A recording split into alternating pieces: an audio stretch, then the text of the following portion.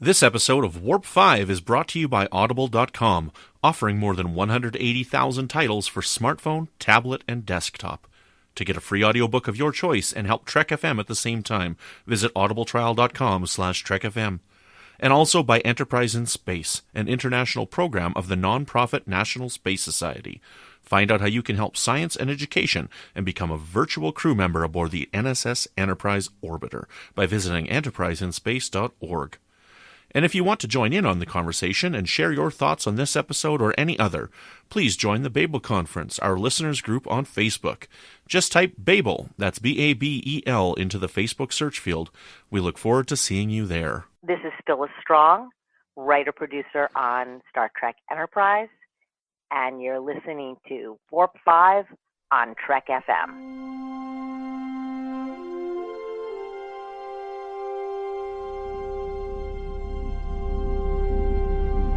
How we doing, Trip? Ready when you are. Prepare for warp. Course laid in, sir. Request permission to get underway.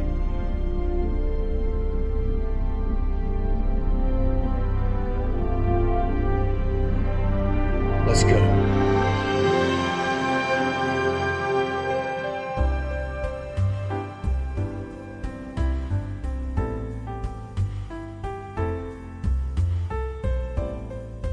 Welcome, Boomers, to another episode of Warp 5, Trek FM's dedicated Enterprise show. I'm Floyd Dorsey, and I'm joined by Trek FM All-Star Brandon Shea Matala. How's it going, Brandon? Just fine, Pink Skin. How you doing? Well, you know, maybe now I might be pink skin, but, you know, later, like in the summertime, it's, you know, it's red a darker shade. Yeah, tan. Red skin. Me, tan. I'm red. I'm like a lobster, man. I cannot tan at all. I'm Native American, so, you know, I get dark really quick. Yeah. In the summertime. But yeah, that actually brings up the, you know, if Shran keeps saying that, I just wish Anthony Montgomery, Travis, I wish he would have just like, dude, come on, you know, seriously, right? Just drop that right on him. So, Boomers, for this episode, we're going to be diving back into the Season 3 retrospective with Part 4 of the series. And at this point, Season 3 is getting pretty intense. And we'll be discussing the episodes Proving Ground, Stratagem, Harbinger, and Doctor's Orders. And to help Brandon Shea and I dig into these episodes, we have a returning guest and a brand new guest to Warp 5. Returning to the NX-01, we have Heather Barker. Welcome back, Heather. Thank you for inviting me back. I'm super excited to talk about these episodes. They were pretty awesome. Yeah, it's a good point in the season for sure. And we're glad to have you back. You did a great job. It was nice having that fourth voice. And while we're sad that Patrick couldn't join us tonight because he ended up having to teach, and we couldn't do this episode later because the episode we're recording after this is actually the episode that aired last time because we're doing them out of order. But it's the Trek Geeks Stump the Geek episode we're doing later, and they were on a time commitment. But that gave us the wonderful opportunity to have a new voice to our show. And we've got with us Chrissy Zalagi. How's it going, Chrissy? Hi, it's going really well. I'm excited to be here. Thank you so much for inviting me. For those that don't know and don't listen to maybe all the podcasts that the network does, kind of like I listen to all of them, Chrissy was on 2 roundtables. She was on, the first one she was on was the book-related roundtable. And the last one she was on was the Encounter at Farpoint commentary that we released on the 28th. And I liked listener. I thought she did some great stuff, so I wanted to invite her on the show. Well, thank you. Awesome. Thank you. Welcome, Chrissy. I've been seeing your name in the Babel Conference for a long time, and you got your start on the roundtable just like Brandon and I did, so that's really cool. It's wonderful that we have this opportunity, yeah. Mm-hmm. So speaking of the Babel Conference, just a reminder of everyone, if you want to join in on the conversation for this episode or any other episodes or any other conversations that are going on in the Babel Conference, just go to our Facebook group, go to the search field, type in BABEL to the search field. You can find Babel Conference, join in, get in on all the fun. And also, like we just mentioned about the roundtables if you want to get on a podcast, we actually have the Trek FM Roundtable for patrons that support the network through patreon.com/Trek FM. So if you'd like to hearing those things, just go on over there to that website, patreon.com/Trek FM, and you can find out what level you want to support on, and you can actually get on the roundtable at the $15 support level. So thank you so much. So before we get waist deep into season 3, because these are really deep episodes. Like, things are really cooking here on these 4 episodes. I always like to ask new guests about their history with Star Trek and Enterprise. So, Chrissy, how did you become a fan of Star Trek? As I've said on the roundtables too, Star Trek's just always been part of my life. I don't remember a time when there wasn't Star Trek on in reruns in the house, and I was 5 when Next Gen started. So, I grew up with it. Very good. And then when did you realize that you liked Enterprise, or how did you discover Enterprise? I was eagerly awaiting Enterprise right off the bat when it started. But I was concerned that I wasn't going to be able to watch it at the time, because the way the cable system worked where I was, the UPN station was often blocked out because it duplicated with one of the other UHF stations here. I don't know if anybody else had to deal with that I'm sure other people did, but so often it would be blocked out, and we wouldn't get to watch this stuff. And of course, it's before streaming and everything. So I was very excited when it actually did show up on my TV when it was supposed to, when it premiered. Yeah, and the heartbreak of it was back in those days, I would set the VCR to record at a certain time, and then I go to watch, and it's like football or baseball or wrestling or something. I don't know. Yes. But I've actually had, since I've mentioned that a few times on here, I've had other people that were from Dallas, and they said they didn't have any problems finding it. I'm like, well, maybe it was just me. I was having a hard time operating that controller, I guess. I don't know. User error. Yeah, that's what I'm saying. I guess so. I don't know. I got lost. I couldn't find it sometimes. Chrissy said something there that I wanted to say. Now, I don't remember if it happened with Star Trek. I don't think it did, but I know it definitely happened with the X-Files up in Canada where I live. And we would have Canadian shows in our cable package, and we would have American shows in our cable package. And if you would go to the American station like Fox, and the show was airing at the same time, the cable companies would interrupt the American feed and force the Canadian feed onto you so that you could see Canadian commercials while the commercials would come on. And it's like, nobody watches the commercials anyways. And this always upset me, because at the time, the Canadian channel Global never aired Next Time on the X-Files, right? Uh-huh. And the American channel did. So, they would cut off the feed, and then you wouldn't get the Next Time on the show. And I'd be like, I want my 30-second clip of what's on next week. That's very interesting. I never thought about that. How, like, when I watch TV now, it's internet TV. So if there is a local commercial, there might be a screen that pops up that says commercial break. So it's kind of like an intermission. Yeah. But I never thought about, like, how if the US TV would cross over to Canadian TV. We don't get Canadian TV here in Texas. Heaven forbid I see an ad for Dunkin' Donuts instead of Tim Hortons or something like that, hey? Right. I'm in Michigan. We have the same problem with Tim Hortons commercials. Heather, do you have any problems where you're at? No, not at all. You're in Colorado, right? Yeah. Okay. Well, okay. All right. Very good. So, Chrissy, who would you say is your favorite Enterprise character? I have a really hard time picking favorites. I remember that from the round table. I'm like, you choose now. Yes. If you gotta put me on the spot, I'm gonna say T'Pol. I want to say Porthos because that would be funny, but I'm gonna say T'Pol. Porthos, he's like a family favorite, around here. I mean, he's the star of the show whenever he's on. But it depends on when I'm watching it. I kind of change like which ones I'm looking at and like what I see out of them and things like that. So, but yeah, it's kind of because I like them all. Yeah. I get what you're saying. Okay, so let's go ahead and jump in to the retrospective here. So starting off with Proving Ground. And the return of Shran. So Heather, what did you think when you saw Shran's antennae pop up on the screen there? I love any episode with Shran. He is just one of my favorites. Jeffrey Combs is one of my favorite Star Trek actors. So I was thrilled, absolutely thrilled. And I really liked this episode overall. I like that we had a female Andorian in the episode. And I liked how that relationship worked with Reed.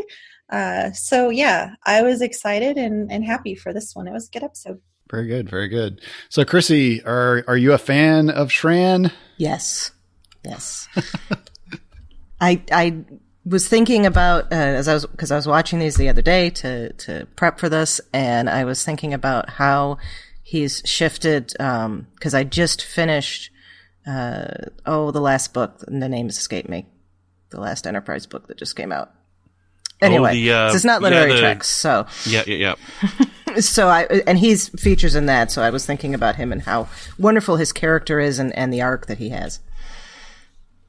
Patterns of Interference. Yes, Patterns of Interference, thank you. Just had to go and look at my shelf. So, Brandon, I've got to say, when I saw that pop up on the screen, I was hoping that, oh man, we've got some show art. We've got some show art available now. It's Archer with the antennae. So what did you think when you saw the gladly return of Shran here, Brandon? Every time I watch it, and this time included, I really think that it would be more effective if we didn't have the teaser with Shran. And our first meeting of Shran is that shot, because it is such a great shot. It's cheesy, but it's awesome how those antennae just poke up right from the POV shot, like behind Archer's head. Actually, I agree. That would be better. That would have been the first thing we see. Yeah, you've already got this introduction. You've already been introduced to them, so you're not surprised that they're going to be in the episode, right? So That's the only real complaint I have at the beginning. And you know what?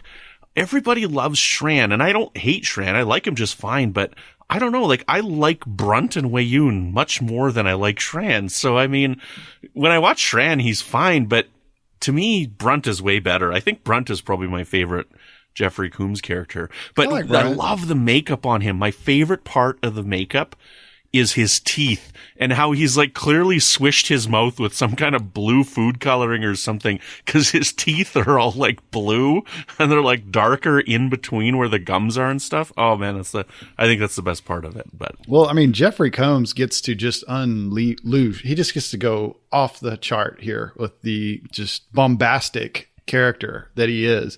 And you think back, like Weyoun, that character was more submissive, and kind of sneaky. This character, like every time I think of him kicking a door open. He kicks a door open, he throws a shot back at something blue, and I mean, that's just how he rolls, So we had with Shran, we got to see him representing the Andorian Mining Consortium. So that I had no idea. Right, exactly. He even got to overact the overacting as he was acting for the Xindi. So yeah, that was pretty great. He's very much channeling Brunt there. Right. Yeah. I want to say that was a recall from a previous series. Do any of you know? Ooh, I don't know. The line? It's not ringing a bell for me.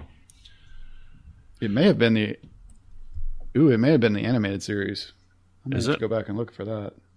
Okay. That'll be like a trivia question maybe later on, right? So, like, where was the first time the Andorian Mining Consortium was ever mentioned? Oh, I found it. A potential reference to the non-canon video game Star Trek: The 25th Anniversary. There you go. Okay. There you go. First and only time the consortium was mentioned. So there's a deep cut. That's a deep cut. Well, that game's right there. now canon for me. Right. Oh, it's a great game. It's got all the original series actors' voices playing like an extra episode. So yeah, it's a great game from way back in the day. So Shran actually brings up a nice kind of roast on Vulcans and to Paul there when he says, your world is in jeopardy and where are your friends, the Vulcans, as he's walking around being a huge character as he is. Where is their mighty fleet? They couldn't even spare one officer. She was forced to abandon her career to remain on your ship. And then he gives the eye cut over to T'Pol, a remarkably selfless act for a Vulcan. So, Heather, did that ever occur to you when you were watching this episode? Like, it never really occurred to me, like during the season, that's what it was that obvious. Did it ever really occur to you that the Vulcans, not only did they not send anyone, the person that was Vulcan had to quit? No, I never really thought of that until that moment. So it was a little eye opening. But it never occurred to me. So, Chrissy, what do you think about the Vulcans of Enterprise, especially like since Earth has been attacked and they didn't even send one ship to help? So what did you think about the Vulcans of Enterprise?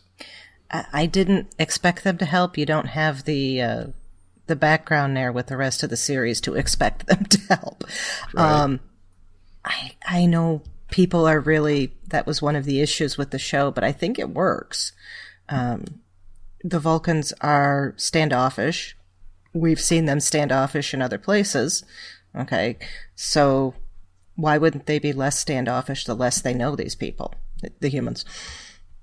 That's true. That's true. And if we look at it, like we've talked about this, and honestly, I think Star Trek Discovery is helping people see things differently, maybe because it is so different.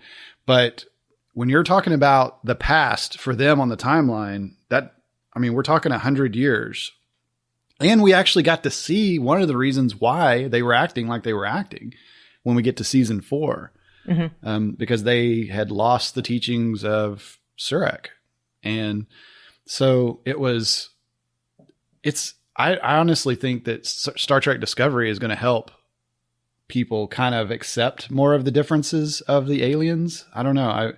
I think so. That's what I've been seeing so many people online talking about how now because of Discovery, they're discovering Enterprise. Yeah. And they're like, oh man, it's not as bad as I thought it was, or it was never as bad as you thought it was. Right. Exactly. And it's like, well, or some people like, well, I only watched the first season. It's like, oh, well, did you only watch the first season of TNG? Because wow, you may not have finished, or others.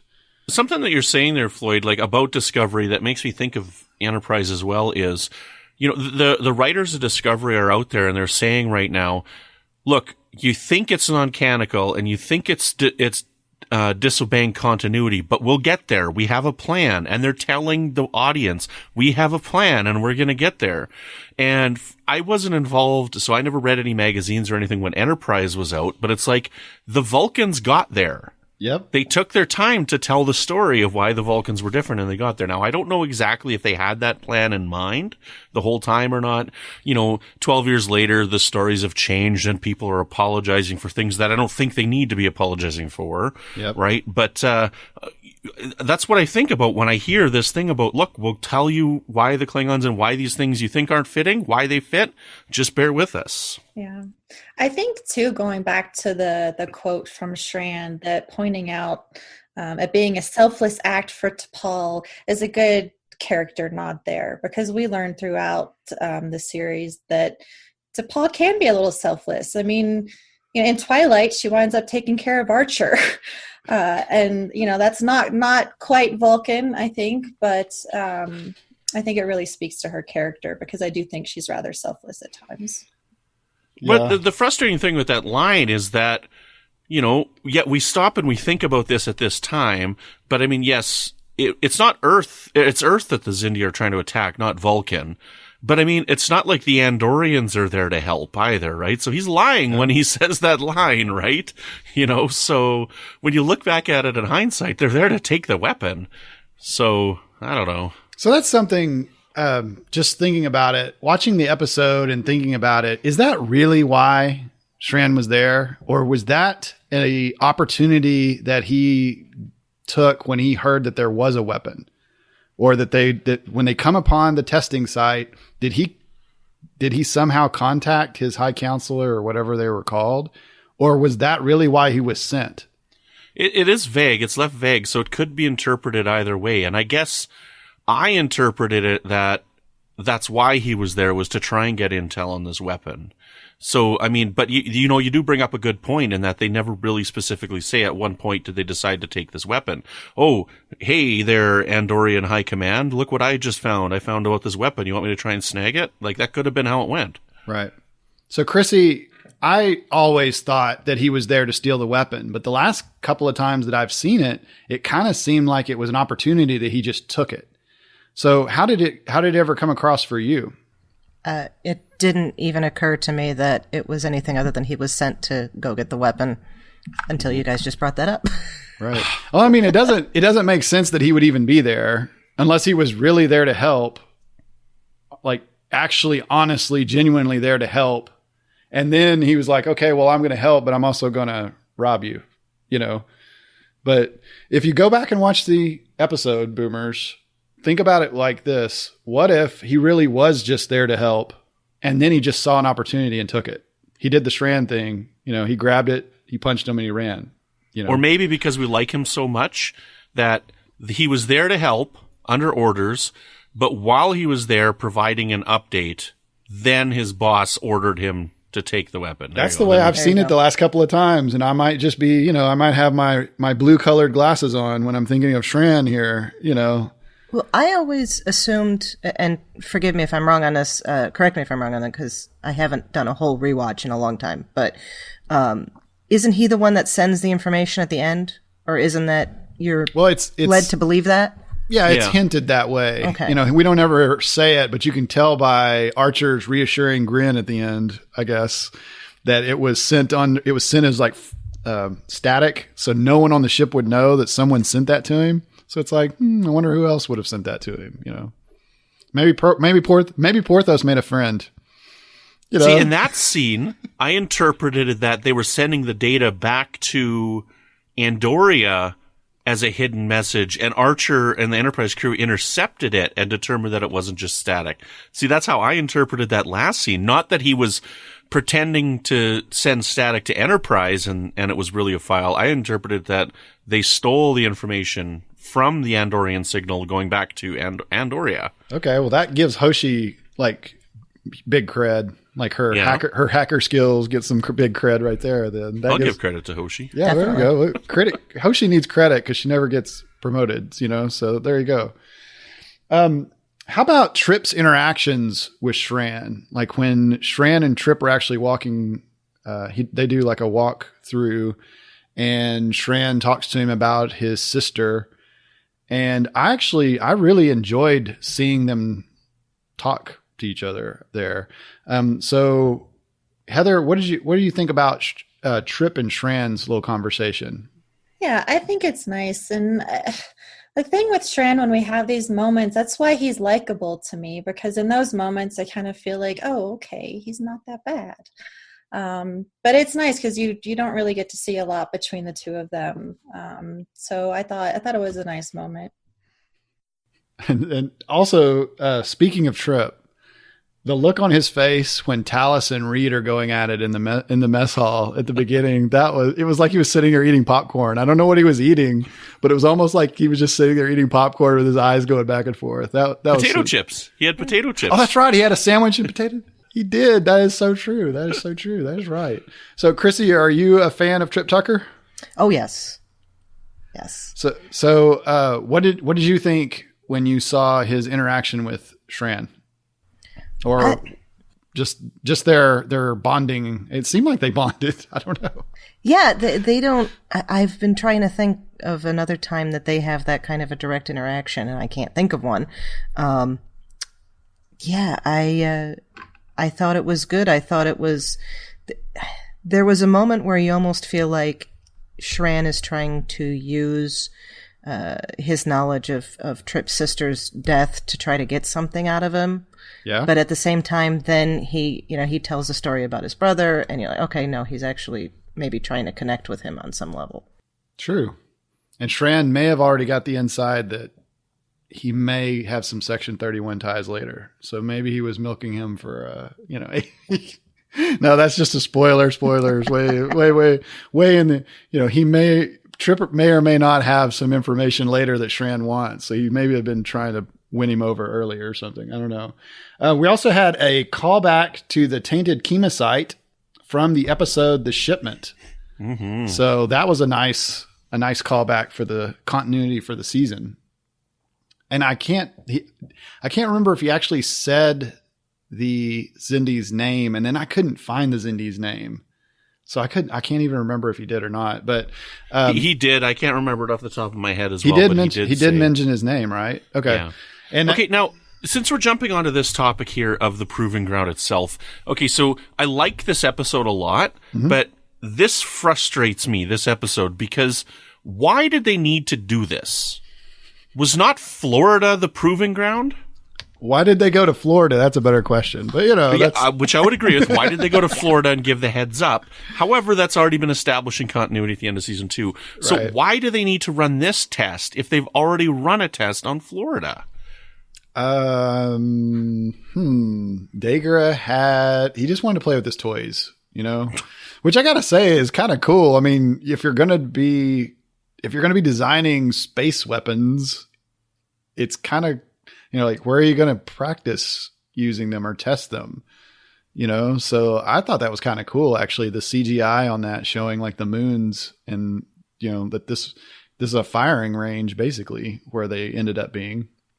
I don't know. I honestly, I could see them doing this more than they could the Florida thing, But I totally agree. But why did they have to do? Florida why did they have to sense. do both? I see what you're saying. Maybe. Well, the Florida thing was actually a failure. They actually saw that as a failure. There was something about it, like that the output wasn't strong enough, and there was something about it that it fell apart or something. It was a failure. The reptiles considered it a failure. The test of failure. Yeah, I got the impression that they were going for intensity there and trying to destroy the entire planet. Right. From what they were doing. Okay. I can accept that, yeah. And remember, the reptiles thought it was a failure because they were wanting to go the biological route after that. Mm-hmm. Chrissy, what do you think? I'm just wondering, was it supposed to be the exact same weapon, or was it like a step up and so therefore it needed more testing? At least that's how I read it. I did get the impression that this is bigger. It's not as big as the final one. Yeah. But I do get the impression that it was bigger than the first one. I assumed that it was refined and it was just bigger and stronger and like everything about it. So instead of sending it to, Canada, or somewhere else, they sent it to a moon, which that would have probably been a better idea the first time around. But, that's well, if they would have tried to attack Canada, like they could have like shot half the country up and not hit a person. I mean, like we're pretty barren up here, Right. That's not even an exaggeration. Right, like we're like, right, yeah. As long as they stay off the border. We've got like 10% of the population of the USA. Right. Like, and they stay off the border, you could be okay there, right? So Proving Ground, I liked it where it came in just because of what's going on. I mean, the Xindi are still working on this thing. They have some established that they have a history of designing weapons at this place. And, I like that Shran came back on this one. I just like that Shran came back because we hadn't seen him in a while. It's like, how are we going to get to see Shran? Because we're way over here in this place. Oh, there he is. Well, but this also is the episode that we really first get a first glimpse of Dagra. Like we've had him a little bit, but this is really, the first one where we get a lot of him, and then obviously with the next episode as well. But so we really get to spend a little bit of time with him in this episode, and then more in the next, right? Right. So yeah, on the next episode, we had a surprise opening. On Stratagem, we see Dagra and Archer escaping insectoids. So Chrissy, the first time that you saw this, what did you think? Did it trick you? What were you thinking was going on with this? I thought that they had maybe jumped ahead and then we're going to tell the story in a flashback form, and that we were going to get some kind of the war's over and everything's gone terribly, and then here's how we're going to fix it, maybe with some time travel or something. Yeah, I was fooled. I was fooled. And when I actually see this episode open, even now, I'm like, oh, goody. You know, like I remember getting fooled by this. So Heather, were you tricked or were you kind of? This is my favorite of the 4 episodes, and it had been so long. It's been at least 2 years since I've watched it. So, I mean, the whole time I was just like, oh my gosh, oh my gosh, oh my gosh. I loved it. And I wasn't sure what was going to happen. I'm like, okay, well, there's something going on here. But I also thought that it might be a flashback type of thing. So all the little twists and turns in this episode are just the best. I love it. Yep. So Brandon, did you like the twists and the turns and I have like here like a double bluff blind or a double blind bluff. I'm not even sure if that is something. So what did you think about it, Brandon? I like it a lot. And I do remember that when I first saw it, I'm like, okay, because they've already had Twilight this season, you know, which is like a non-continuity. They had the Impulse, right? Which is like at the beginnings out of continuity. And this one ends up being a little bit out of continuity as well, because they do the 3 days earlier thing, which I'm not a fan of. They could have done it just in dialogue rather than showing. But, I do like the opening because it's like, what is going on? And it's a third of the episode before you find out that it's, you know, so they go a long time before they pull back the cloak and show you what's going on here, which I really do like. So yeah, I don't know if this is my favorite. It's probably tied for my favorite of the 4. Mm-hmm. But you know, it's tough. Like I do really like this episode a lot. And I like the interaction between Degra and Archer. I was fooled, and I've got to say I breathed a moment of like a breath of relief, like just relief that this wasn't how the season was going to go, you know, or that this is what happened, you know, like when they I guess Archer hits him with a hypospray and then he asks for the door and they open the door. I'm like, oh my gosh, thank you so much. You know, thank you so much because this show just got so much better, you know, or this episode just got so much better. Right. Cause I was like, oh my gosh, how are they going to play this out if this is really how it went, you know, and I'm just watching as I'm watching it. I was totally tricked, you know, and now even watching on a rewatch, it's still fun because now you're watching to see if there's any other hints that, you know, that could give it away, or is there anything else that could give it away? I'm watching for the windows when I'm watching this just to see, you know. Well, I'm going to jump ahead because not only did they trick you twice in this episode, and they do it good. Oh, yes. The ending is an awesome trick as well. Like, I'm still fooled by that ending. You know, like, I don't know. It's like really, I love it. I love it. I think it's really good. It definitely got me on my first couple of watches, both tricks. So, I like that a lot. So what the ending is when they reveal, they're trying to say that they're using this interphasic whatever transport, not with mushrooms.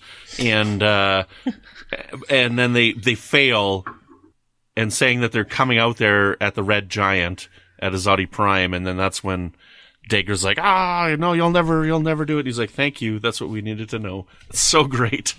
Yes. That's when I said it's like a double blind bluff here, because even after it's been revealed that this isn't a bluff, it still is going on. So Chrissy, how'd you feel when they revealed that they actually were still where they were the whole time? Oh, I was surprised. Like you said, I was tricked by it too. And he goes to open the door and you have that moment of, wait, don't open the door. What are you going to do? Blow everything out. And then boom, there you are in the I guess it was in the shuttle bay, maybe? Yeah. They don't really say. Or maybe a cargo bay or something like that. Right. Yeah. So how did you feel when the screen changed at the end and they're actually not at the Red Giant? That was good. Yeah. That was good. That actually tricked me more than the first one, I think. Yeah. What about you? The last time when I was watching it, I had to go back and watch it again because I got momentarily distracted by my cat, and I went, "Wait, what happened?" So rewind. Okay, yeah. Oh, so it didn't hit you as good there. No. So Heather, you like the tricking us even after we thought the trick was over? Yes, that is good Star Trek. It's very entertaining. I wasn't, like I said, I'd really forgotten this episode and what all happened. So it got me both times. And it was just one of those where you're just like, yeah, you do the fist in the air. Like, yeah, I loved it. I loved it. It's like Archer turns to Degra, burn. We got you. We got you. Sick burn. So I've actually seen that before in other series and movies and things before, like when they're acting it out and after they think that they're caught, like they actually get caught on purpose in order to get it going here. So the one that stands out to me the most when I think of this kind of a strategy is The Sting from 1973 with Robert Redford and Paul Newman.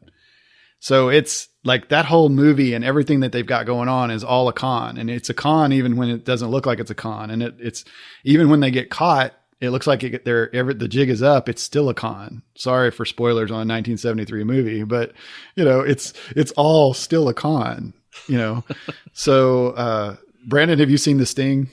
I haven't. Thanks for ruining it for me. I appreciate that. Okay. So, well, do you like Jaws? I love Jaws. Okay, so the skipper, the ship skipper on Jaws is Shaw? Yes, he is a big bad guy in The Sting. You definitely need to watch that. It's a young Robert Redford, a young Paul Newman, but not as young as Robert Redford, and Shaw is the big baddie. So I know the song that dee dee dee dee dee dee. Yep. Oh yeah, here we go. Now we're not gonna get the song out of our head. And this just turned into the Sting podcast, right? And not the kind that you think it is. All right. So coincidentally, that this actually was similar also to a 1967 episode of Mission Impossible titled "The Train." So I have not seen that. So any boomers out there that you watch some old Mission Impossible there, maybe you can comment on the show post for this. I can imagine how it goes. If it's similar to that, I can imagine how it goes. But I actually saw that online that it looked like this may have been taken from a 67 episode of Mission Impossible. So let's go to Harbinger now. Oh, we've got something on stratagem? Yeah. One of the great things about this episode is we start to get some character development for Degra. Mm-hmm. And we get to see his regret. Like when he says that when he saw that test result from Florida, he's like, what did I do? And who was the guy? I'm bad with history. Was it Oppenheimer or something that, he's like, I'm become death or whatever. I'm totally butchering the quote here. Now I am become death, the destroyer of worlds. Zalagi the savior. I thank you. No. But it's one of those things where it's like he did what he did because he was ordered to do it and because they were told that the humans were bad. Mm-hmm. And as soon as they retaliated, he's like, what have I done? How many children were there? And I love that, as a father myself, that really hits home to me, because I couldn't imagine, I couldn't imagine harming children, and like the things that people do. And he did it because he was ordered to do it. And, I don't know. I'm going to tell a story of something that happened here, and it just bothers me about humanity. I'm kind of going on a tangent, but at a park here in the city, in Regina, somebody had stuck razor blades in a slide on a kid's park. Oh. And what kind of sick individual would do something like that? Especially to children, forget that, anybody to do that to anybody, but especially to children. Why would you do something fortunately they found it before anybody got hurt. But for somebody to conceive of something like that, right. That's a real tangent that has nothing to do with the episode. And I don't know why I needed to talk about that, but this was 2 years ago. But still, when he's reacting the way that he's reacting, he's like, and he mentions that how many children were there. I don't know, just really hit close to home and made me think of things like that. So. Well, you're right. I mean, Degra is a father first. Mm-hmm. He establishes himself as a father first, and then he's also this really smart weapons designer. Yeah. We find out, even farther in, this really sets Degra going down a path later in the season when when he's looking for a reason not to do this. Yeah. And especially when we get into the sphere builders and their influence on it. So I would say that Degra definitely starts here when he thinks that all is lost, that he established himself as a father. Yeah. So, just thinking of, they're a completely different species in a completely different part of the galaxy, not just on our own planet, but he still is, he has morals he's showing that he has morals there. Even though he did what he was ordered to do, he still regrets it deeply. I think that's kind of a nice Star Trek note that, we don't always know the details of each other's lives. And when we're at war, like, we're all still human. Well, no one's the villain in their own story. Everyone's always the hero of their own story. I mean, that's the good bad guy is not always bad if you look at it from their point of view, or whatever they're doing. So, I mean, he was actually designed the weapon because he was told that Earth was going to destroy his home world, which would be killing his children. So he's protecting his children. I mean, a lot of people would maybe do that. I don't know. But yeah, thank you for that, Brandon, because I totally I kind of missed that a little bit. But what's also great about that is, like, so a little bit of spoilers for later on in the season is that, like, at the end of this episode, like, they wipe his mind, right? They wipe his memories of the event, and they, wipe the logs on the ship, and yet they come back to it again, and they find common ground with Degra again. And so, like, that's what I like about his character. Like, we get to a point again where Degra is our ally. He's not our ally in this episode, but we see that humanity of him. And later on, he becomes this, this unwilling ally, and who ends up helping Archer and the Enterprise crew. And that's what I like about Degra. Very good. Yeah. I mean, it could be a little bit of a cheat, though, since they actually know, like, if we're playing cards, they already know what's in his hand, and he doesn't have any clue because he lost his memory, so it's kind of easy to, hey, I know my favorite color is blue. What's your favorite color? And mine's blue too. Hey, let's be friends, but, that is actually thinking about it for the long con, for them to build an ally, someone that's going to help them in the Xindi. You got to think that intelligence that they gathered there is going to help them. Right. To win him over or win over an ally there. So that's totally twisting that a little bit. Going on to the next episode, Harbinger.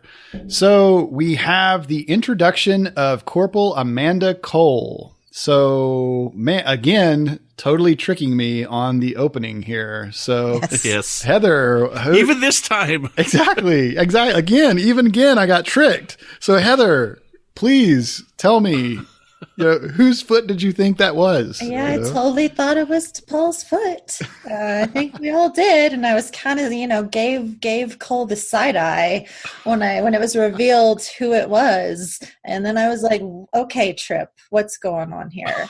But he gets his due in this episode, I guess. So that's one way to put it. Yeah. So, Chrissy, you're sitting there nodding. Knowingly there. So yeah, what did you think about Corporal Cole? As a character on her own, she's fine. You do kind of get the feeling that she's just stuck in there to provide impetus for the Trip to Paul relationship, though. Yes. Yeah, because we hadn't seen her before. Yeah. And we didn't see her after. Yeah. And that ship's not that big. Man, unless That's the frustrating thing about that, especially, like, we see Hayes a few times in the season, right? Right. And so that animosity between Reed and him builds. Mm-hmm. But Cole just comes out of nowhere. She's not even been in the background. So it's a frustrating storytelling trope that they've used. Mm-hmm. And it does work kind of in the episode, but I just wish we would have seen this character a few times before this, just standing in the background holding like a clipboard or something, right? Or something, We just need George Lucas to come in here and CGI her a couple of times, and Hey, actually, I mean, thinking about it, that wouldn't happen now. You are going to see characters in the background nowadays. Like, talk about The Walking Dead. Like, that's a long drawn out. And then that's what Discovery is doing also. Like the modern storytelling where you hear about a character, or they just make a comment or they just walk by or something. That's kind of how it goes. And then later, all of a sudden, boom, they're in the story. And then they might still be there. This was kind of one of those like episodic type castings where Enterprise, they kind of had their foot in the 21st century with the longer storytelling and the arcs, but then they had the back in the 80s story, kind of where it's a bottle character. No one's ever going to notice, kind of like Spock's dad was also a Vulcan or a Romulan, or something like that. So I actually had on Warp 580, that was my second time ever on Warp 5. I had a what if Cole actually came back for season 5, what my retcon was for her. I had on here that she was actually an agent for something, like an undercover agent for something. Because you'd have to think that on this ship, this being the first Earth ship that's going out, and the Earth just got attacked, that everybody would want somebody on that ship, like Section 31 or the Terra Prime Yeah. group, or somebody like that would want someone on there. So that was my retconning way of, like, if we got to season 5, that we would find out that she actually had been an undercover agent or something that was trying to gain the trust of the officers and essential personnel on the ship or something, or gain intelligence.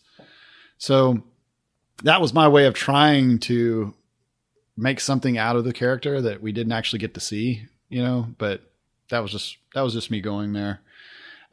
So Heather, what did you think about the conflict, like the actual conflict that we had on Reed and Hayes?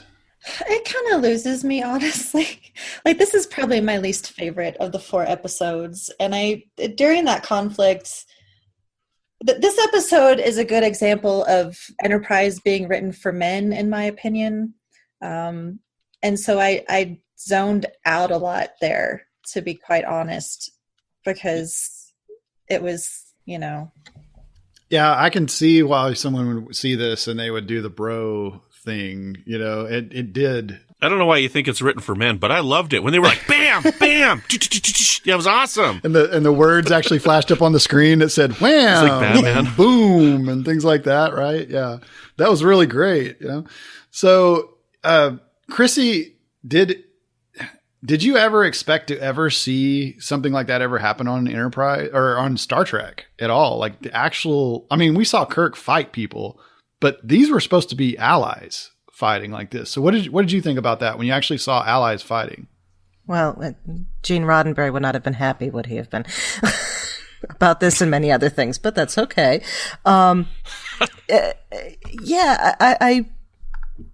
It was leading up to it during this episode, certainly. If you had asked prior to that, I'd have been like, they'll find some way to work out their differences. But once they have they're doing the training sessions, you're like, at some point they're going to be fighting each other, whether it's in front of the group as a training session or just not, as it was in front of the poor guy in the hallway runs into them. As you were, Edson. Yeah, yeah, as I was leaving. Yeah. So no, I didn't really expect it, but it does fall into that old trope, like Heather says, where you have two men who have a conflict and the only way they're going to deal with it is to beat each other bloody, and then they're friends. Right. But yeah, it's like a night at the bar or something here. Yeah. And this is maybe it was just me off on a tangent, forgive, but given what happens with Trip and T'Pol at the end of the episode, you almost get the feeling, because there is that animosity and they're not happy with each other, and then, they're taking off clothes. And then you kind of think about, well, is that what's going on with Reed and Hayes too? And then you think about the fact that Reed was supposed to be a gay character, right? Right. And it was the actor that kind of put the end to that. So then you're wondering if the writers are thinking about that as they're putting that in. And maybe I am just reading way too much into this, but that occurred to me this last time I watched it. See, for me with this is one of the seeds that was planted back in episode 1 of the season, this animosity between these two characters. So this is something that has actually built over, what are we at now, 19 episodes I think we're at, or is this 17 episodes? Somewhere anyways. Like, for it to finally come to a head at this point in the season, for me that's a good payoff. And while I myself have never, had an antagonistic relationship with somebody where we've ended up fighting and become buddies afterwards. I don't know if that is actually something that happens in life. I don't know, or if that's just something that happens in Star Trek and sitcoms. But I don't know. But I did like it, and the payoff in the scene when they're getting chewed out by Archer. It's one of those things where it's like, okay, with the trope of it in television, we know that the fight makes it settled. Because that's just what happens in TV. So with Archer chewing them out and he's describing there's injuries and he's like to Reed, he's like, you have a detached retina. I'm like, oh my God. You have a bruised kidney. You know, like they are, Reed his face, like he has just been pummeled into ground beef, yes. You know, and they're just like, no, sir, no trouble, we're good. And then when he leaves, he's like, are we dismissed? I don't know, like it's such a wonderful payoff to it at the end. I don't know. I don't mind it. Maybe it's because I'm a man, I guess. I don't know. Well, I didn't really I didn't like how petty Reed seemed. You know, I mean, he was already in position of power. He was in position of power. I know people like that, though.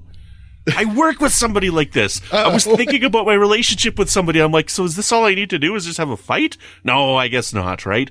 But where it's like, you get down to this pettiness, right? And I'm kind of like, I'll admit it. I'm kind of in this relationship with somebody, you know, fortunately we don't work that closely together, but where there's this animosity and it's like one-upping the animosity against each other every time we interact, you know?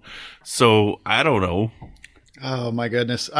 Reed in the previous, in Proving Grounds with Talus, like there was some animosity there, but he came to his senses and apologized and offered to get her coffee, and then it was fine. But with a man, he has to go back and forth and then duke it out to find resolution.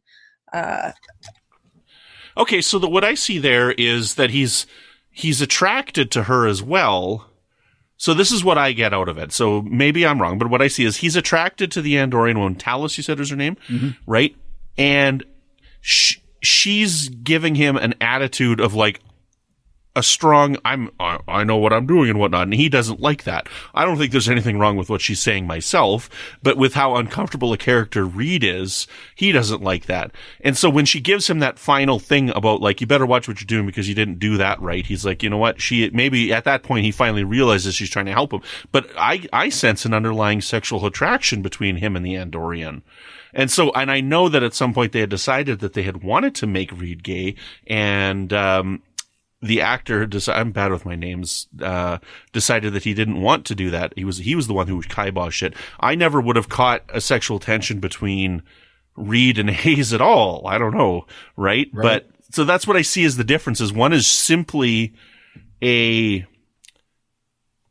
work conflict because Reed is insecure in his position. Yeah. And the other one boils down to insecure in his position as well, but there's also the sexual attraction, which makes it worse for him. I was just disappointed in Reed, though, because we were saying he is insecure. He is ultimately insecure. And he's totally an insecure character. And it just disappointed me, you know, because I wanted to like him a lot more, and he dropped down a little bit there, you know. So, Chrissy, how did that change your view of Reed, you know, like this season and these events? You know, going back to the first time I saw it, I can't remember, but he certainly does come off like a preteen pulling some girl's ponytail that he likes, and that doesn't look good on anyone. Right, especially a grown man there. And he actually looks like a teenager or a preteen with the fight, you know. Yes. And then Archer looks like the principal with them in the office at the end, yes. You know, I mean... But honestly, I've got to say, if we had to have it happen, it was worth it to see Archer chew them out at the end, because I really enjoyed that chewing out. Like, I like to rewind that, you know, just to see that, like, give it to him. There you go. There you go. Nope. You need to say it like this. Let me help you here, you know. Chrissy, let me ask then. So would you rather that he duked it out with the Andorian and bought a coffee for Hayes? No, I would rather he take the maturity that he had with Talus and apply that to his relationship with Hayes. I don't think that sexual attraction should play when you are an officer on a starship working with other people. I agree, and I don't like the line. Like, it doesn't fit with his quick turnaround with the way that Reed is. Oh, let me go get us both a coffee and we'll figure this out together. That doesn't fit for his character. Dude, we only have 42 minutes this episode. He's got to get a turnaround. He's got to turn around at some point. It's a limitation of the writing. But I don't like that line, and I don't buy that line. You know, so I agree. But I think I think the point of the line, again, I think it's a negative drawback of the writing, is we have to show Reed now liking this person, and then so that later on when she's doing shady stuff around the equipment, we think that he's not going to catch it because he likes her now, but then, he did catch it because he's so good at his job. Right. So I don't know. So it just doesn't work. I can tell you what I would. You asked them what they thought about it. I'm telling you, I would have loved to have seen Reed get his butt kicked by the Andorian female, because she would have wiped him down, up and down. Hayes wouldn't have put anything. Hayes would have had to have like held her coffee while she whooped Reed. Okay. They don't know what they're getting into when they go up against an Andorian female. Shran is scared of her. Okay. We know later, as big and bombastic as Shran is, he's scared of her. And Andorian females are dominant. Like they are, it would have been great. It would have been awesome to have seen that totally flipped around and switched the other way. That's what I think. Reed's getting his butt kicked no matter what here. Okay. What's the actor's name? Reed. I'm drawing a blank. Dominic Keating. Yes. Thank you. Dominic Keating, I do think, is a good actor, especially in the scene when they start fighting, because that snide look that he gives him where he's like, he's got his fingers weird and he's like, I'm going to wipe the floor with you, Hayes. And then that's not really how it goes, but just that twisted little smile he gives. I don't know. I like it. It makes me not like his character, right? Especially when that's going, because he is being so petty at this point, right? But, Hayes is as well, right? But True. I think Reed is definitely more. True. I always came at it like Hayes was just going to protect himself on it, and Reed could have just went with the flow, and Hayes would have did whatever he told him to do, but that's just me. We can't skip out of this episode without talking about the Sphere Builders. This is the first appearance of the Sphere Builders. So, Heather, what did you think about it when we found out that they're basically turning space into jelly that they can live in here? Yeah, no thanks. But intrigued. I mean, I wasn't expecting that to happen. And there was a comment that was made with Archer. I found the whole interaction there really interesting, because he basically was pushing those ethical lines, keeping him conscious while he was in pain. Well, he actually said that we may have to stretch your ethics or something like that to Phlox. Yeah, he said, until I get the answers I need, we're going to need to bend a few ethics. So I think, again, there we see that Dark Archer that we talked about the last time I was here. I've paid special attention to that this time around. So it raised building. It's definitely building, especially into the next four. Like what we get out of the next four. But yeah, it's building for sure. The collar has been, or the top button is unbuttoned. You're in trouble. Archer's looking to be mean here. So Chrissy, we didn't actually know this was the Sphere Builders yet.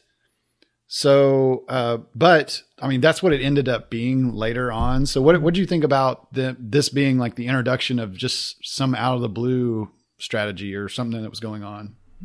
Well, I guess this kind of gets to what we were talking about earlier with the more modern storytelling, where you have something seeded and it doesn't pay off for 3, 4, 5 episodes. So this guy's seeded the idea, and then we'll find out more later. And then we actually get to see them. We get to see him come apart, but then we get to see them. And then just the description of the pod that he was in, and then trying to think of what character would put himself in this pod. Did they determine that he was a test subject, but was he a criminal or was he like a volunteer? Did any of you catch that, or do you know? He said that, but I don't think that's actually what it was. I think he was like the first, like he was the test subject to get sent out. I don't believe that he really was a criminal or anything like that at the end. He said that he was? Okay. Yeah, but I don't believe him. Right. That he said that. I think that because he knew more, and the way that he was saying at the end when he was disappearing, and he's like, I can't remember his words exactly, but he's like yelling at Archer, and Archer's like, "Ah!" And he's like, "Oh, you'll never catch me, Gadget." Right, exactly. Very good. So did you have any other thoughts about Harbinger? Any of you have? I like this episode a lot, and I like the idea of the sphere builders. I just don't like how the sphere builders pay off in the season. You know, like I understand that they end up kind of being the final key to this whole thing, but I think it might just be one thing too much for the plot of the season myself with the sphere builders. And I know that they laid the groundwork way back at the beginning where they felt that the Expanse was created, right? Like they think that the Expanse was actually a zone created. And that was way back at the beginning of the season. This is not how I would have wanted it to pay off. And I'm not really satisfied with how it ends up being paid off. True.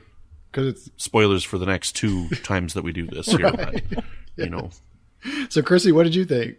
Oh, I was just going to say we see proto-phaser dots here. So. Oh, yeah. That's right. With the training that you're talking about? Yeah. They got the phaser thing. And those were holograms. They said holograms? Is that right? Ooh, I don't remember. I want to say those were actually holograms. Isn't that what they used in Star Wars when Luke was starting? Luke had a shield. Yeah, he had a shield on his helmet. How can I see anything with the blast shield down? That's kind of what that's from. Yeah. Was that a hologram? I don't remember if it was a hologram or a little robot. It was just a robot. Yeah. I think these were holograms, though. So, Boomers, you can let us know in the Babel conference. You know, and let us know what did you think about seeing the test subject here? And was the test subject actually a volunteer, or was it just someone that was sent in there because the sphere builders are really mean and they would do something like that? You know. I have one more question for this episode for the 3 of you. Okay. So I like Worf and Dax, and the only real relationship that I ship is Trip and T'Pol. But I got to ask you guys. So with what you said with Cole coming in, and Heather, you especially, you give Cole the side eye and stuff. How much of a T'Pol Trip shipper were you before this episode? And then how much are you because of this episode? Because she's clearly in there to put a wedge between those two. Yeah, I've always been a Trip and T'Pol shipper. I love their relationship. And I have my qualms about how this episode was handled. I don't think we needed Cole at all.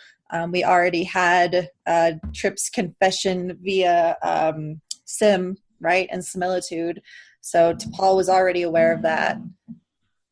And I didn't really need to see her naked butt, but I liked it. I liked seeing them together. And then I was kind of like, oh, darn it, T'Pol. But at the same time, I mean, I was okay with it, I guess. So I'm a fan of them, and I'll leave it at that. Chrissy? Yeah, I don't remember when I started thinking, oh, they would work well together, but by this point, for sure. And then, of course, rewatching it, you always have that hindsight of knowing what happens with them later and at the end of the series, and no spoilers for people who have probably already seen it. But yeah, I thought they worked well together. I thought it was interesting. It always bothered me that it made it so that Sarek and Amanda were not as special, because you always get the impression that Sarek really broke ranks in order to marry a human woman. And this kind of, even if Sarek was only the second one and it was 100 years later, it still makes it less special to me. Okay. Yeah, but in my head canon, T'Pol's half Romulan, so so Sarek it still keeps Sarek as the first Vulcan, the full Vulcan, right? So can I ask you a quick question, and then we'll move on because this is a whole subject. But when you guys watched this, what did you feel about the scene with T'Pol? Like, did you care for it, not care for it? You're talking about hot. You're talking about the part where she undresses herself and they kiss and it goes. Yeah. It bothers me. It does bother me because it's so quick, and she is throwing herself on him, and so as I watch it now with hindsight, I kind of use it as justification of this is the first time we start to see her emotions because of her Trellium addiction that we're going to see later on. Right. That's the only way that I can retcon it in my head, but it is out of character for a Vulcan. And, I'm not going to lie. Okay. I love Leonard Nimoy. Okay, I love Leonard Nimoy. He is what Vulcan is, and he made everything. Okay, and I've said this before, so you got to let me finish if you haven't heard it. I believe that Tuvok is a better Vulcan than Leonard Nimoy is, right? I don't like Tuvok more than I like him, but it's just the way that Tuvok portrays a Vulcan is a better Vulcan to me. Because Tuvok is a Vulcan and Spock and is Leonard half. Nimoy is half Vulcan, half human, right? So just there is a clarification there. But we don't see them act in this way, and so it does bother me with how quickly she throws herself on him in this episode. I mean, we've had this tension building up all season, right? And it's because T'Pol's so maybe half, it isn't sudden. T'Pol's half Romulan. Okay, I'm telling you, that's just nonsense. Don't be silly. That's an easy write. That's an easy fix on this, man.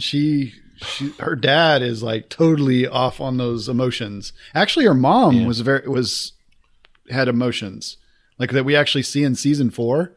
She was not completely out of touch with her emotions, like with the things that she did.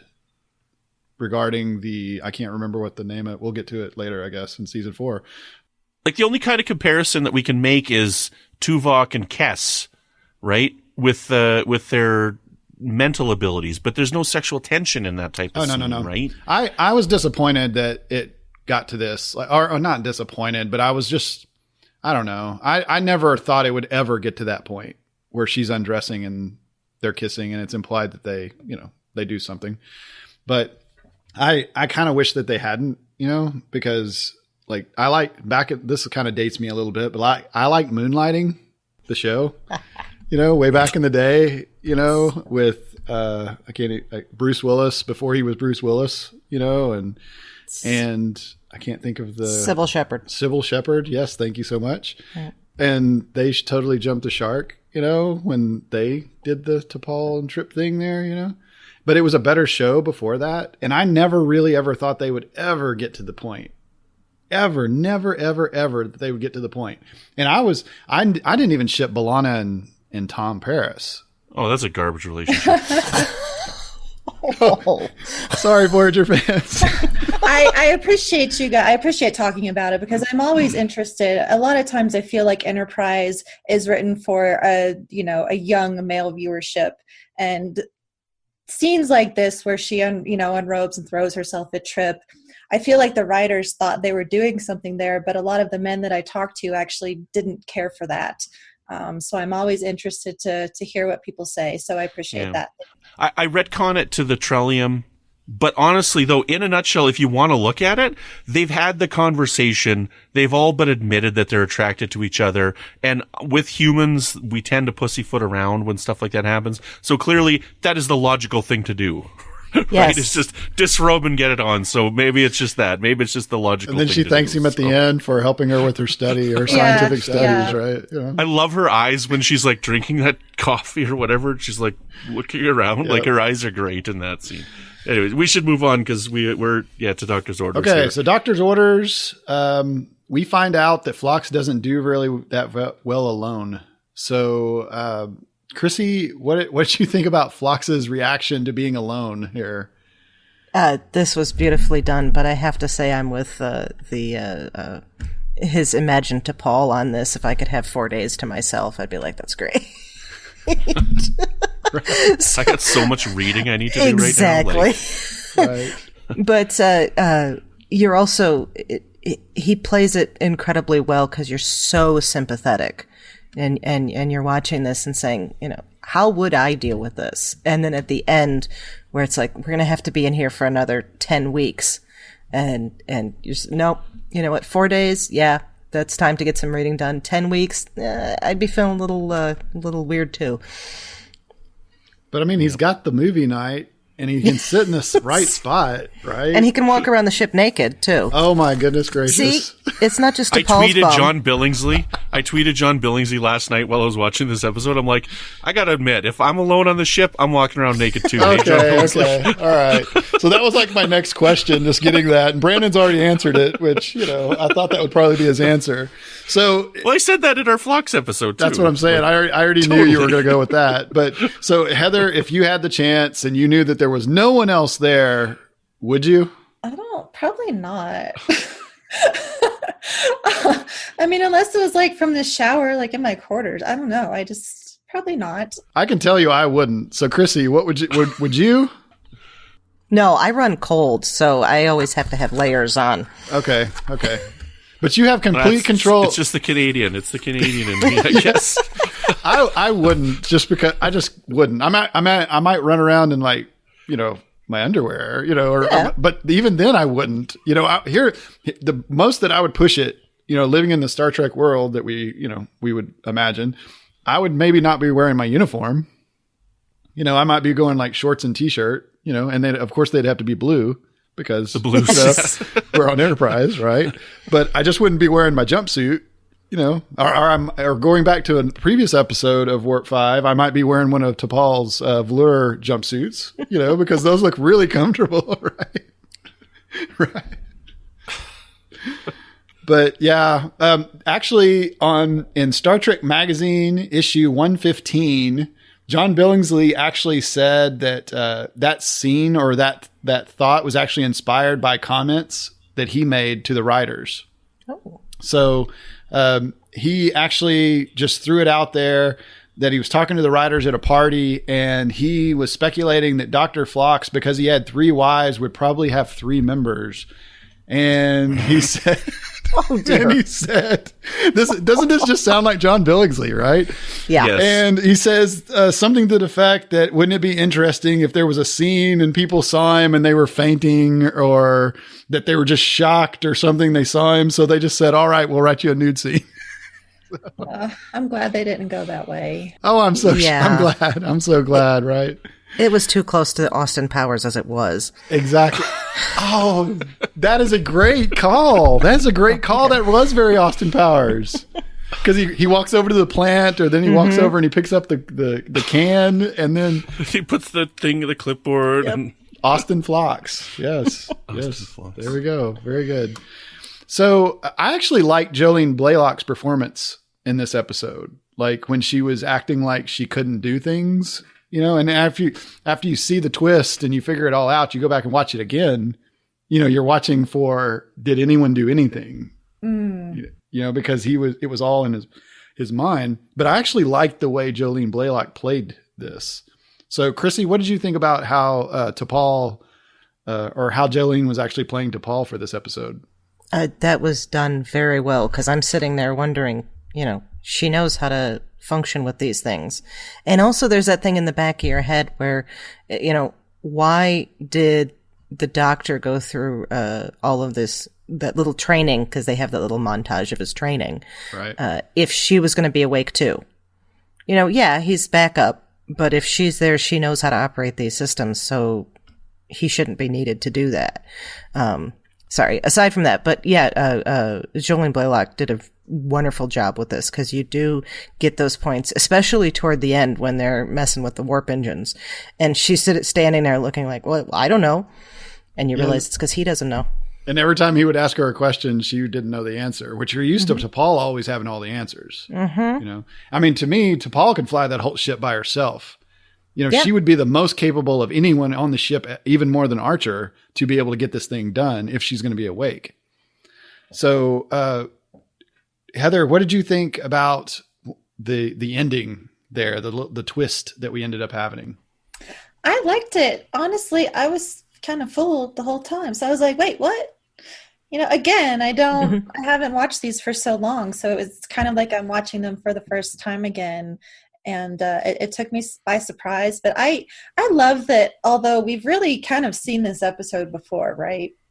well, there's the Voyager episode 1 is like identical to this episode. Right? And then even what's the one where Beverly's on the ship by herself in TNG? Remember Me. Right. So we've seen some similarity before, but I thought that this episode did a really great job of being very suspenseful and a little on the horror side. The music is great. Yeah, I mean, altogether, it makes this episode unique in its own right, and still a very good episode. And with T'Pol's performance, I mean, she really helped with that suspense, because you're like, well, what's going on here? And so you're kind of like, something's not right, and and that all kind of pieces together. And then at the end, you get that little reveal. And I feel like, with these 4 episodes, we've gotten a lot of that. So it was complimentary, and I really liked it. It really made this episode something special. Very good. Well, I tell you, I knew something was up because I'm like, wait a minute, T'Pol's here? Why is he walking around the ship naked when T'Pol's here? Okay, because he did that before the T'Pol reveal. Well, I thought she said that up. she woke up and he was surprised that she was awake. And I was under the impression that he really thought that she would still be asleep, and then he was surprised when she wasn't. Yeah. Maybe. If we go watch That's that what I got. I mean, I thought that, he was like, oh. So that would have been even funnier if he had been walking around naked and then turned the corner and there's T'Pol, and his 3 members. Yeah. That I is need not some neural canon. pressure. That is not canon. Actually, thinking, the episode, I don't know if it was before or after this because I'm lost in my timeline here. Is this before or after the episode where him and T'Pol get stuck in the decon chamber and he's very... Oh, that's way before. That's in season 2. That when that happens, when she's like going into a Ponfar situation? Yeah, that's Bounty. Okay. Bounty? Yeah, that's the B plot to Bounty when the Tellarite is got Archer. Right. Because the Klingons, that's the B plot is T'Pol going through her early Ponfar nonsense. And Phlox is like super timid and super conservative about it. So it's almost out of character for him to walk around the ship naked. If given that he was so like, don't look at me, don't touch me. Let me put the curtain up in the decon chamber.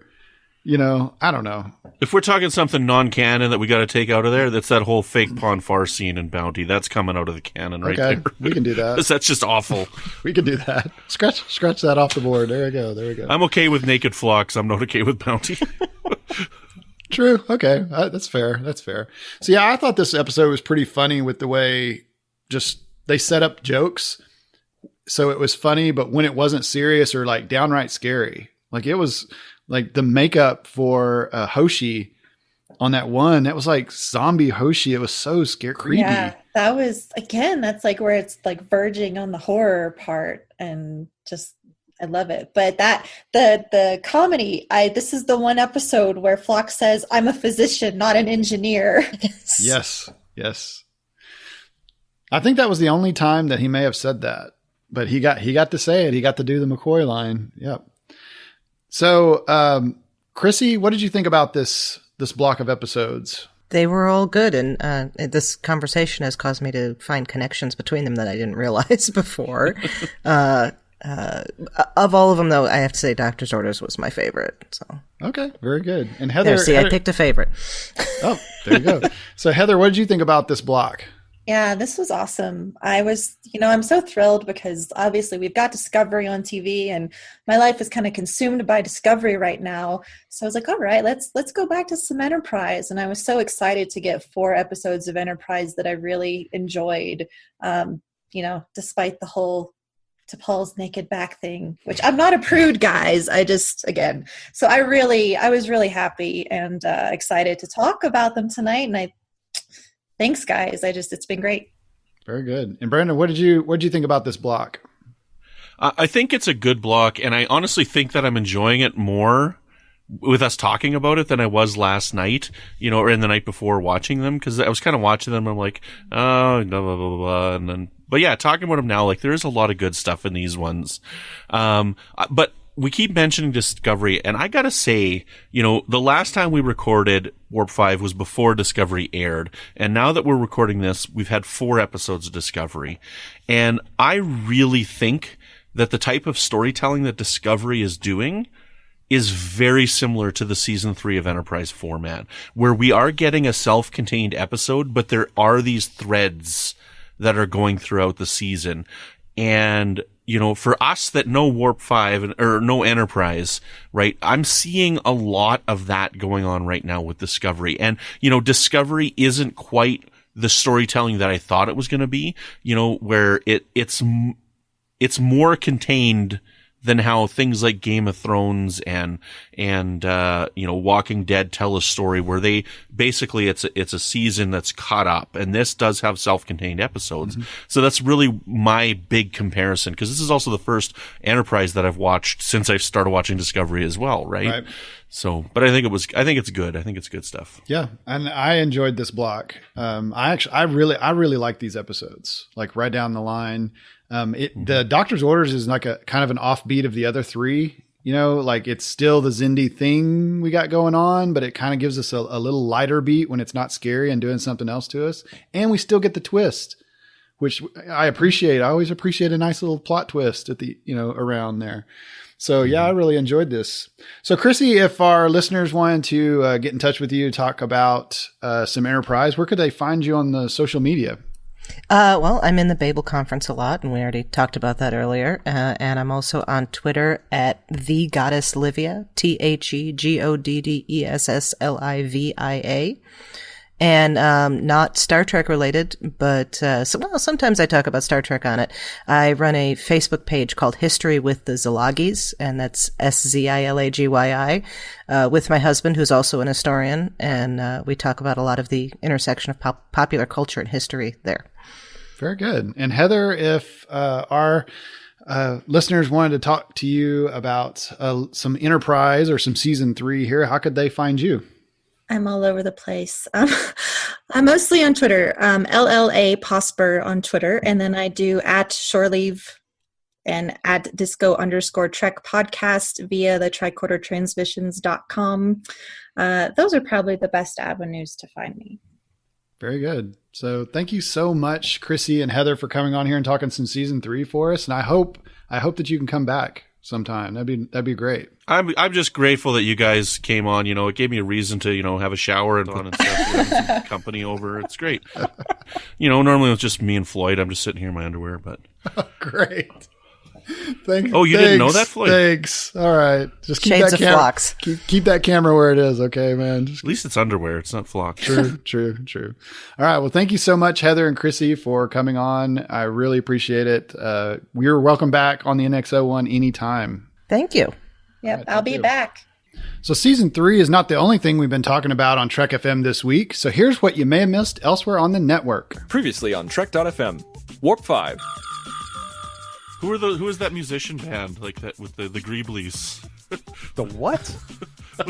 Who are those weird looking neighbors that the Flintstones had? Like those monster neighbors. Weren't they the Greeblies?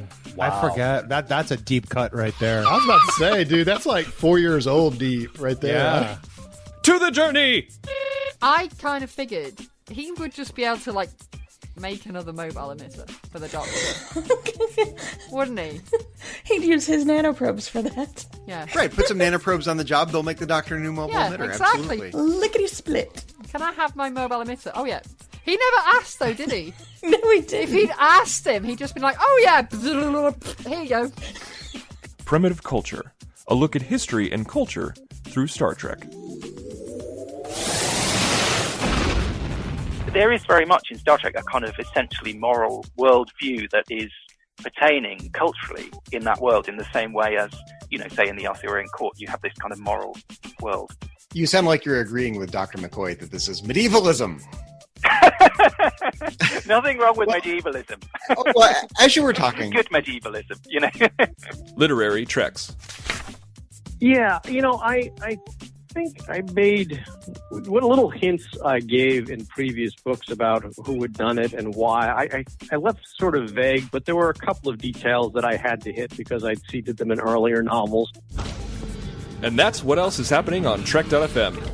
Check out these shows and find out what we're talking about in your favorite corner of the Star Trek universe. If you're an Apple user, be sure to hit the subscribe button in Apple Podcasts on iPhone, iPad, Apple TV, or the desktop iTunes app to get the latest episodes as soon as they're published.